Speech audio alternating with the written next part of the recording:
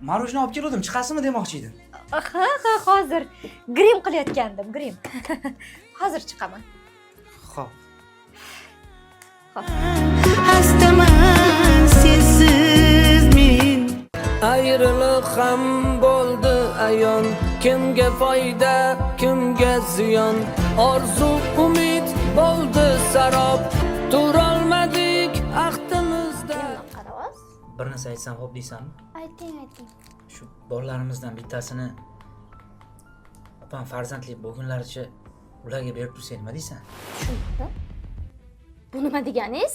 Men bolamni hech kimga bermayman. Ularni o'zim tuqqaman, tushunyapsizmi? Kerak bo'lsa o'zi tug'ib olsin. O'ygan eshitib qoladilar. Tinchlikmi? Tinchlik emas. Siz keldingiz, oilamiz buzildi. O'chir, bor yo'qot chiqar. Bermayman bolamni. Asabiylashmang, ko'nglingizga olmang. Jahl chiqqanda shunaqa gapiraveradi, bilasiz-ku. Yo'q, hammasiga o'zim aybdorman. Tayotganin sira bilmaydi, tushlarida kunduz yig'laydi, uyqusida yostiq silaydi, tirnoq qazar ayol. Hammasidan charchadim, opa. Hayotda yashashdan maqsadim qolmadi.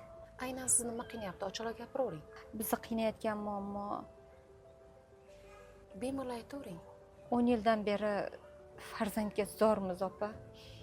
Bormagan joyimiz qolmadi to'g'risi, lekin har safar bitta gapni eshitamiz. To'g'risini aytsam, nima qilib bo'lsa ham bolali bo'lishni xohlayman.